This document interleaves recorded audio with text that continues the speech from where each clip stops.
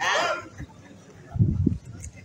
Je suis là pour vous compreniez, pour vous parler pour le micro. Je suis là pour vous parler, pour que vous compreniez pourquoi nous tous, nous sommes dans la situation dans laquelle nous sommes. Que s'est-il passé pour que nous soyons dans cette situation? En toute chose, il est toujours bon de commencer par le commencement. Dans le cas des populations gabonaises, le commencement est de savoir pour quelles raisons un pays aussi riche que le Gabon a des populations aussi pauvres. C'est pourquoi je pense que les populations doivent être averties sur les véritables causes de l'absence de développement structurel et de l'absence de développement humain qui explique la situation dans laquelle les Gabonais se trouvent aujourd'hui. Les Gabonais doivent savoir pourquoi elles végètent et s'enfoncent chaque jour davantage dans la misère. J'espère que tout ce que je vais vous dire aujourd'hui vous servira à bien comprendre la situation du pays. J'espère que tout ce que je vais vous dire aujourd'hui vous permettra de construire votre propre opinion.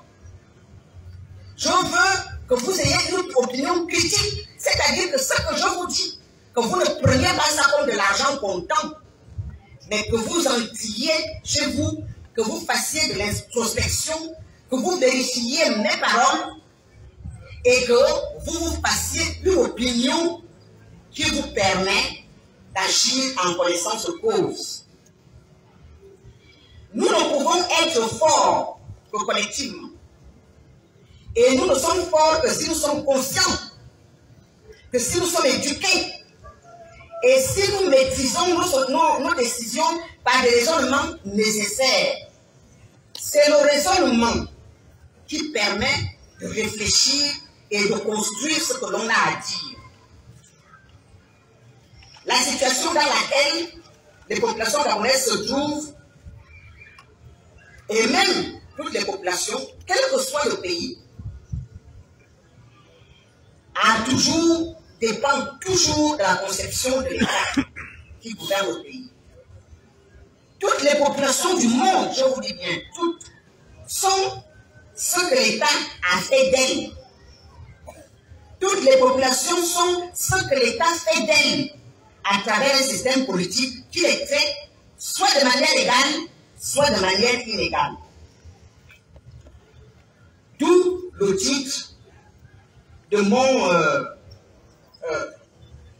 mon exposé, l'État, la démocratie et les classes. Qu'est-ce que l'État? L'État, c'est trois choses, pas plus, trois choses. La force armée, c'est-à-dire l'armée elle-même, mais aussi les forces répressives que sont la police, les différentes forces de sécurité, la gendarmerie, les services de renseignement, la police politique et la police secrète. Le deuxième élément de l'État, c'est la bureaucratie. La bureaucratie, c'est l'appareil de gouvernement et les corps constitués. Le troisième élément de l'État, ce sont les lois. C'est l'ensemble des règles obligatoires établies par la classe dominante et sanctionnées par la force publique. Voyons donc comment tout ça fonctionne au Gabon.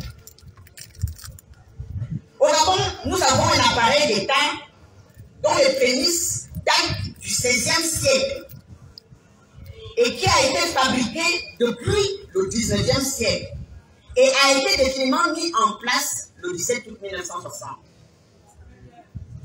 par une classe d'exploiteurs. C'est très important qui a mis en place l'État. Quel genre de personnes ont mis en place l'État gabonais? C'est une classe d'exploiteurs.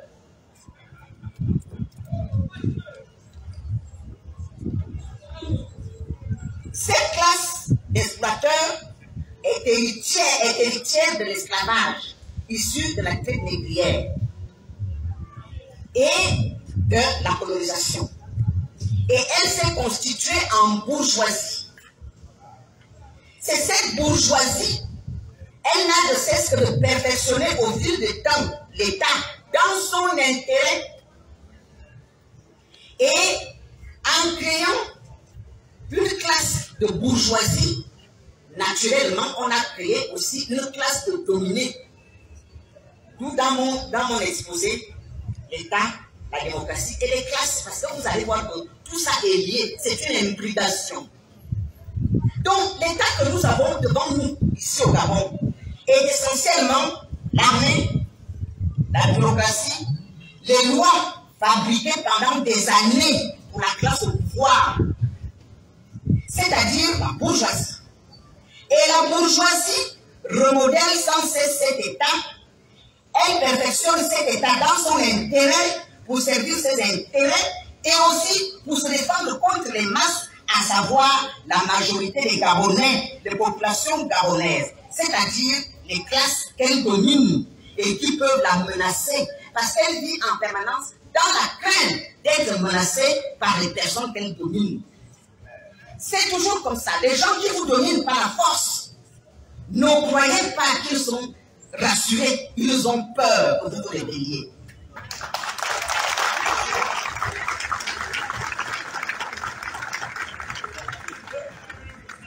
Et cet État est fondé sur la violence contre les Gabonais. Tout ce que fait l'État gabonais a des racines dans la violence. Pourquoi? Parce que tout ce qui est issu de la colonisation est obligatoirement violent. L'État gabonais n'est donc pas quelque chose qui est au-dessus de la mêlée. Ce n'est pas quelque chose qui est neutre. L'État est un organisme de domination d'une classe par une autre. C'est un organisme qui légalise l'oppression en modérant les conflits. Et quand l'État a modéré les conflits, elle dit qu'elle a obtenu la stabilité. Quand vous entendez dans les discours politiques vanter la stabilité et la paix, en réalité, c'est un cri de contentement pour dire que nous avons dominé, nous avons maîtrisé. Parce que les populations que nous dominons, nous leur avons enlevé leur substance de résistance, leur capacité à faire face à la vie, leur capacité à pouvoir faire face contre l'adversité, leur capacité de pouvoir s'autosuffire. On vous enlève ça. Et quand l'État vous a enlevé tout ça, il considère qu'il a atteint la stabilité. Donc le mot stabilité et le mot paix que vous allez entendre dans les discours, c'est ce que ça signifie. Est-ce que vous comprenez bien? Je vous ai dit qu'il faut que vous fassiez votre propre opinion pour qu'à partir de maintenant, vous agissiez en connaissance de cause. Et pour agir en connaissance de cause, il faut savoir ce qui est, comment les choses se passent.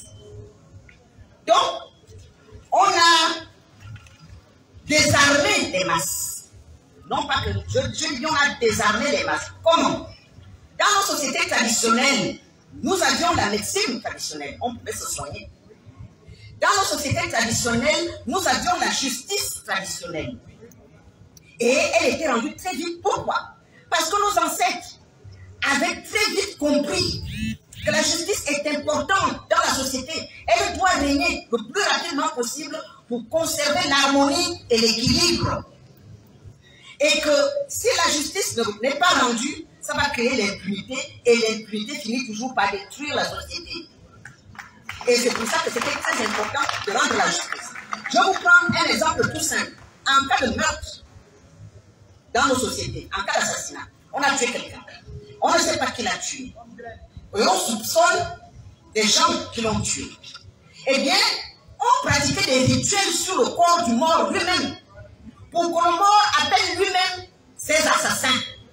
Ça existait partout dans le Gabon. Dans le nord du Gabon, ça s'appelle Agos. Dans le sud du Gabon, ça s'appelle taper au diable. L'État a enlevé ça et a dit, je vous amène la justice étatique. Donc je sais ce que vous en pensez de la justice au Gabon. Nous-mêmes, on avait une médecine traditionnelle, on avait des accoucheuses traditionnelles, il y avait très rarement une perte en vie humaine par les accoucheuses traditionnelles. On a enlevé ça aux populations. Et on leur a amené la médecine moderne. Et aujourd'hui, nous avons 500 femmes qui meurent en couche par an. Ce n'est pas moi qui le dis, c'est la Banque mondiale. Donc, voilà comment l'État modère les conflits pour créer un ordre qu'il considère comme stable et pouvoir faire des populations ce qu'il veut. Or,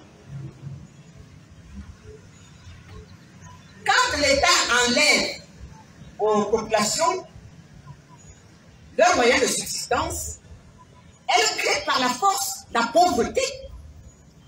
Parce que quand vous pouvez vous-même vous nourrir en travaillant, vous pouvez avoir la prospérité, vous pouvez vous-même construire vos maisons, vous pouvez vous-même vous soigner, vous pouvez vous-même... Et l'État a enlevé tout ça aux populations. C'est important que vous le sachiez. Et les a amenés dans un système où tout le monde ne peut pas s'en sortir parce qu'il faut aller demander le travail à quelqu'un. Et la personne vous paye ce qu'elle veut bien vous payer et qui ne correspond pas forcément à ce que vous méritez et qui ne vous permet même pas de nourrir votre famille. Donc, dès que les populations se retrouvent comme ça, démunies, elles ne peuvent plus se débrouiller par elles-mêmes. Elles n'ont plus les moyens de faire face aux épreuves de la vie. L'État, lui, va tout le temps être content dans ses discours. La stabilité, nous fêtons la stabilité, le Gabon est un pays de paix. Mais y a-t-il jamais eu une guerre au Gabon depuis les indépendances? Est-ce que vous ne vous posez pas la question de savoir pourquoi est-ce que nous célébrons la paix alors qu'on n'a jamais été en guerre? Eh bien, là, vous avez l'explication de cette expression de stabilité et de paix. Et depuis 1990, l'État gabonais a un autre mot à la bouche, la démocratie, qui le met à toutes les sauces. Et moi, je dis, quand vous entendez l'État tout le temps sortir un mot, tout le temps, il faut vous méfier. Quand ce mot-là devient un mantra, il faut vous méfier.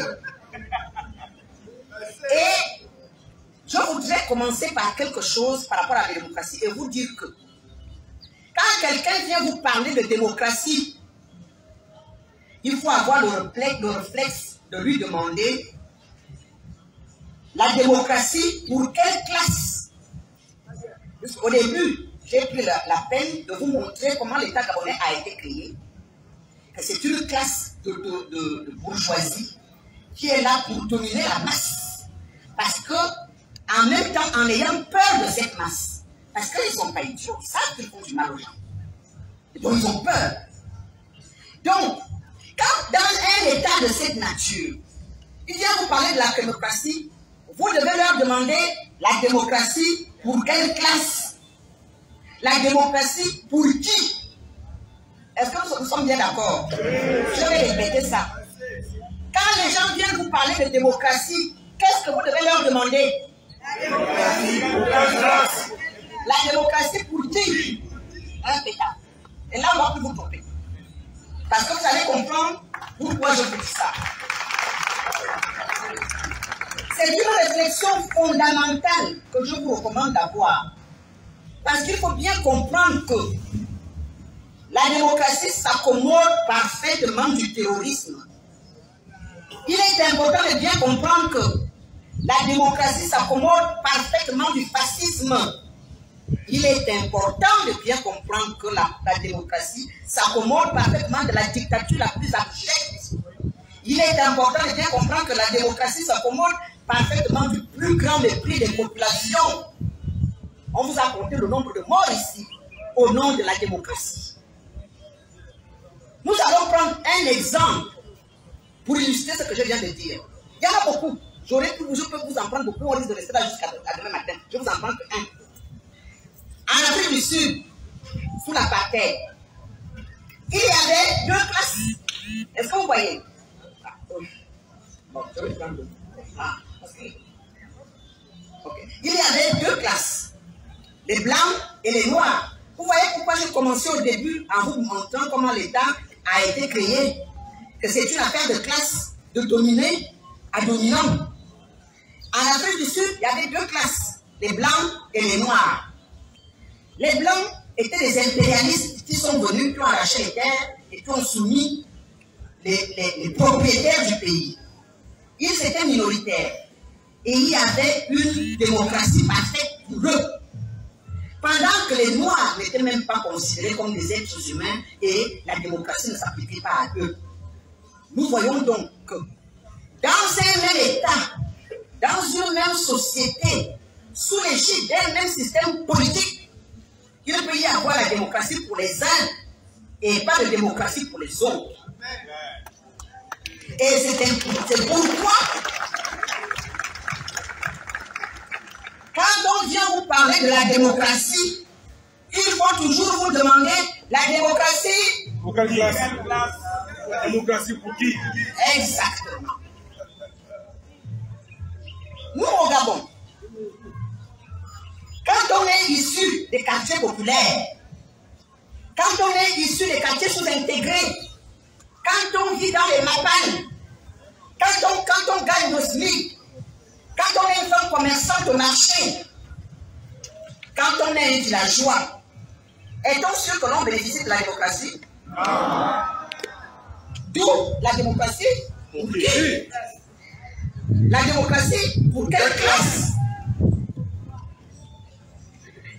Le salarié du SMIC qui fume tous les jours est accablé par l'insatisfaction de ses besoins primaires, qui lui sont nécessaires pour sa survie. Il travaille dans des conditions inhumaines, dans les palmiers, dans les plantations de palmiers d'Olam, dans les exploitations forestières des Français, dans les campements d'exploitation d'or des Gabonais d'en haut de la classe bourgeoise. Ceux qui travaillent dans les kiosques du nuit avant de les tickets du PMUG. 8 heures assis sur place dans un petit kiosque au risque de mourir prématurément. Vous croyez que ces gens-là bénéficient de la démocratie? Non. Donc, au Gabon, nous savons bien que l'étudiant orphelin, la femme commerçante du marché, qui est accablée par toutes sortes de taxes, au point que ces taxes deviennent des extorsions de l'État, parce que l'État est là dominé et écrasé. La démocratie, elle ne la sent pas, elle ne la voit pas. Alors, lorsque l'on analyse la démocratie au Gabon, on se rend compte qu'en réalité, la démocratie, c'est pour les gens qui ne dînent pas. La démocratie, c'est pour les gens qui ne rament pas. La démocratie, c'est pour les bourgeois, c'est pour la classe bourgeoise. Alors, pour bien comprendre cet aspect des choses, nous allons voir, je pense, c'est donc 3 éléments pratiques de la démocratie. Pour vous montrer que ce n'est pas pour tout le monde. L'un des premiers éléments pratiques, c'est le droit de réunion. Si une personne veut participer réellement, pas artificiellement, mais réellement, au fonctionnement de la démocratie, afin d'améliorer ses conditions de vie ou pour faire entendre sa voix, cette personne doit se réunir avec des personnes qui ont les mêmes problèmes qu'elle et trouver des solutions, parce qu'il y a que la personne elle-même qui peut trouver des solutions à ses problèmes. Et une fois qu'elle trouve ces solutions en groupe, ils vont les soumettre et les imposent aux hommes politiques. Mais pour cela, il faut se réunir quelque part, dans une salle par exemple. Vous savez combien coûte une salle quand vous voulez faire une conférence ou une réunion? À peu près 300 000 francs. Quel est le Gabonais qui peut priver sa famille de 300 000 francs pour se réunir régulièrement afin de trouver des solutions à ces problèmes pour les imposer dans l'espace public? Il n'y en a pas. D'ailleurs, combien de Gabonais gagnent 300 000? Très peu. Donc, vous voyez que voilà comment cet élément pratique de la démocratie ne sert pas de réunion pour parler des problèmes, les Gabonais ne peuvent pas l'exercer. Un deuxième élément important de la démocratie, c'est la presse. La presse est un incontournable de la démocratie pour faire connaître ses idées, pour que tout le monde sache que telle personne pense comme ça, tel groupe pense comme ça. Mais qui peut éditer un journal? Combien de Gabonais sont capables de mettre en place, de mettre sur pied une télévision privée? Il y a que quelques-uns qui l'ont. Donc même la presse est une affaire de classe. Vous voyez? Tous est une affaire de classe. C'est très important. C'est une affaire de classe. C'est pas tout le monde qui peut avoir la presse au Gabon. C'est pas tout le monde qui peut éditer un journal et le mettre en kiosque pour partager ses opinions. Donc, on élimine naturellement une catégorie de la population de l'exercice des véritables opérations de démocratie. Et même ceux qui sont courageux, parce qu'il y en a quand même qui sont courageux, malgré toutes ces vicissitudes, il y en a qui sont courageux et qui prennent des décisions de faire quand même de la politique. Mais même eux, ils sont menacés de licenciement. C'est le cas des syndicalistes. La plupart des syndicalistes sont licenciés et eux-mêmes ils soupçonnent que la cause de leur licenciement est due à leur activité syndicale. Donc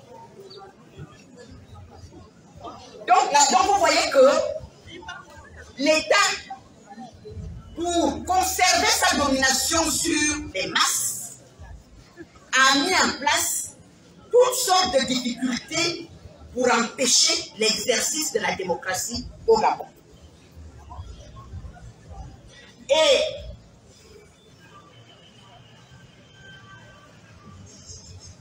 la malchance, si je puis dire, que les Gabonais ont eue, c'est que, alors qu'ils sont exclus du jeu démocratique, malheureusement, on ne le leur dit pas.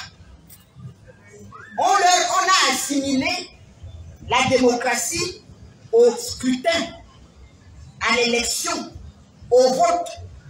On a extrait de la démocratie toute la substance dont je viens de vous parler.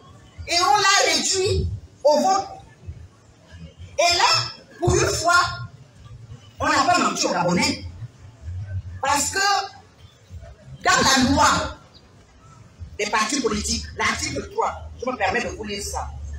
L'article 3 dit: les partis politiques et les groupements de partis politiques concourent à l'exercice, à l'expression du suffrage et contribuent à éduquer à l'éducation politique et à la participation des citoyens à la vie politique, à la formation des élites capables d'assumer les responsabilités publiques et l'animation du champ politique.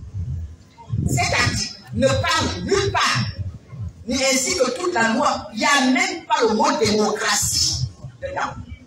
Ça veut dire qu'on a réduit la démocratie à l'exercice du scrutin. Et on dit aux populations: vous voulez que votre poids compte, vous voulez régler vos problèmes, allez voter. C'est tout ce qu'on leur demande. On ne leur demande pas: faites connaître vos problèmes, travaillez pour qu'il y ait et amenez-nous des solutions à vos problèmes. Faites des revendications. Non, parce que la démocratie est fondée là-dessus, puisqu'elle doit arranger la vie des gens en mieux. Donc, les gens doivent revendiquer ce qui ne va pas dans leur vie. Mais on leur dit: vous allez voter. Donc, au Gabon, la démocratie, c'est uniquement le fait d'aller un jour donné mettre un bulletin dans l'urne. Et c'est pour ça que, malgré ces évidences, alors que les politiciens viennent tous les jours vous dire: il faut aller voter, les masses doivent comprendre que ça ne peut plus continuer comme ça. Le vote doit avoir un sens. Tant que le vote n'a pas de sens, pourquoi iriez-vous uniquement pour mettre le bulletin dans l'urne? Avant le vote, on n'a pas besoin de vous. Après le vote, personne ne vient vous voir. C'est seulement au moment du scrutin que l'on vient vous voir pour que vous partiez jouer à un jeu qui permet le maintien de la classe bourgeoise qui est bénéficiaire de l'État, d'où elle tire sa richesse et sa puissance. Donc, c'est une construction qui a été faite pour que les masses ne réalisent pas qu'elles sont contrôlées et pour que les masses jouent un rôle qui leur a été assigné et on les a formatés, à croire que l'exercice de la démocratie se limite à la participation au bulletin. C'est un mensonge. Il ne faut plus l'accepter.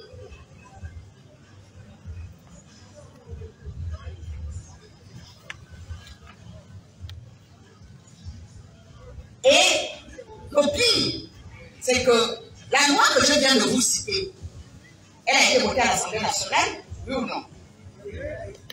Et vous croyez que vous avez des représentants à l'Assemblée nationale, oui ou non?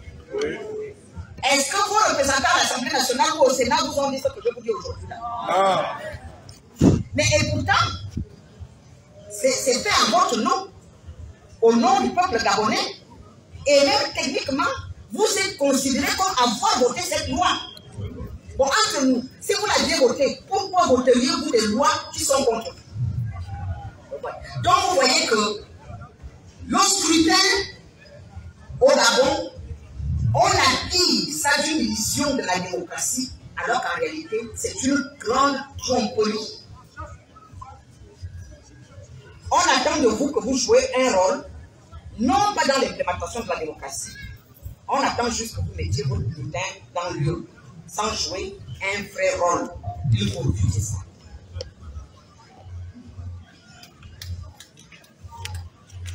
Autre chose que l'on vous fait croire, on vous fait croire que vous détenez la solution parce que vous êtes détenteur de la souveraineté. Combien de fois vous entendez, je dis qu'il faut toujours vous méfier, ce que vous allez entendre sortir de la bouche tout le temps des tenants de l'État. Le peuple gabonais est souverain. La souveraineté appartient au peuple. Vous entendez ça chaque seconde dès que vous ouvrez la télé, dès que vous regardez les réseaux sociaux, dans tous les discours politiques, le peuple gabonais est souverain. On vous fait donc croire que tout ce qui peut se faire au Gabon se fait selon votre volonté et en votre nom, puisque vous êtes détenteur de la souveraineté. Mais quelle souveraineté détenez-vous?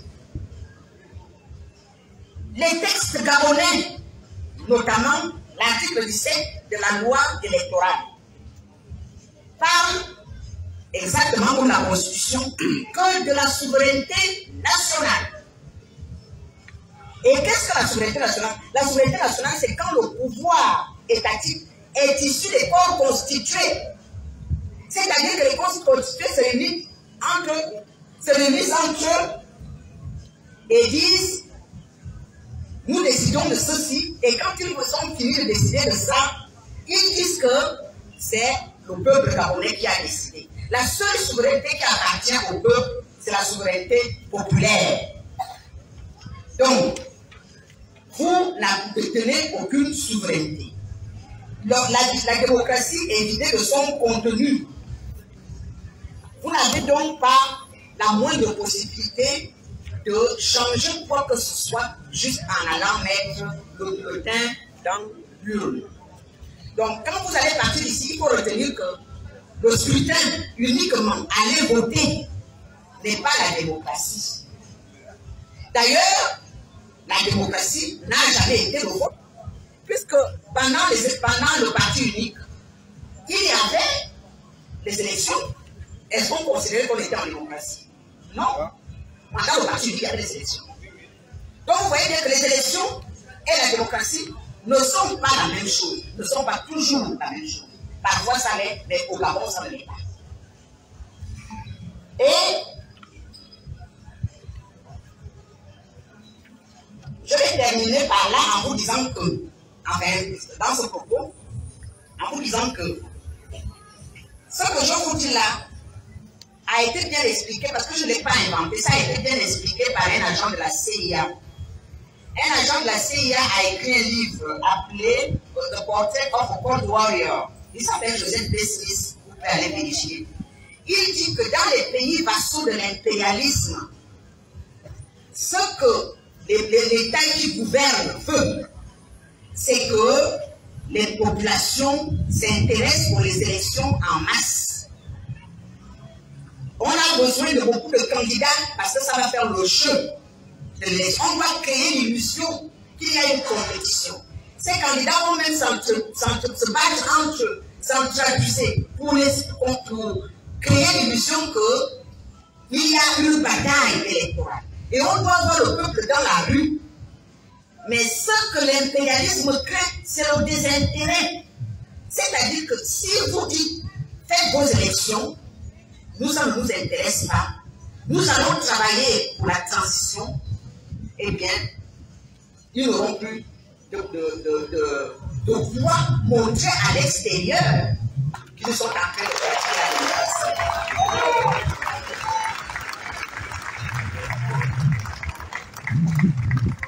Donc, oui. Donc, mes chers compatriotes, si vraiment cette situation de tromperie, cette situation de faire que tout est fait pour une classe, tout, absolument tout, il y a une classe qui profite de l'État. D'ailleurs, vous allez voir au Gabon, plus l'État est enferré, plus la bureaucratie est poussive. Et regardez bien dans tout un pays comme le Gabon. Est-ce que vous connaissez une seule personne riche qui n'a pas un lien avec l'État? Est-ce que c'est normal? Non. Vous voyez? Donc, c'est une démocratie de classe. C'est une élection pour que certains conservent les tenants de l'État. Voilà à quoi servent les élections au Gabon. Donc, si vous n'aimez pas cette situation, si vous estimez que ça ne peut plus continuer comme ça, c'est très simple. Il faut changer cette situation.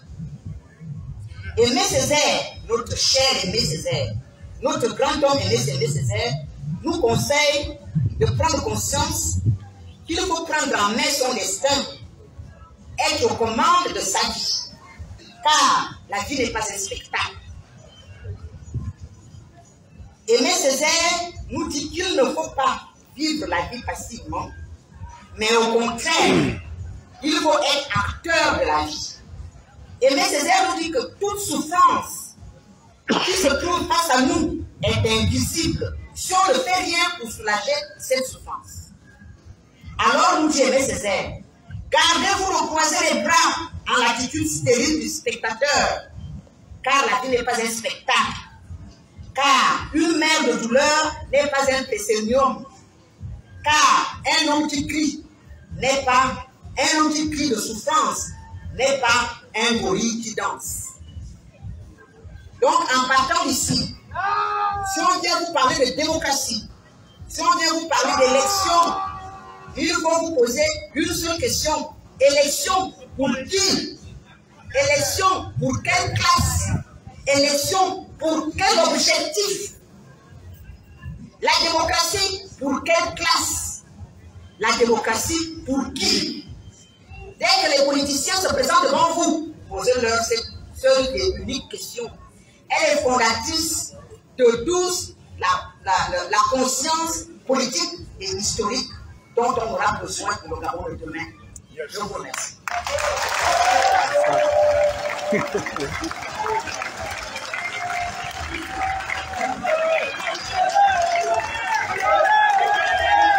Sur nos affirmations nettes et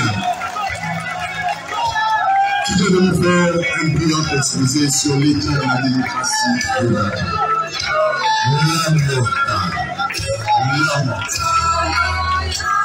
Bien. Avant de donner le micro au prochain intervenant, nous allons faire une petite pause musicale pour que vous puissiez, pendant ce temps, méditer sur les deux interventions qui ont déjà été faites. À tout de suite.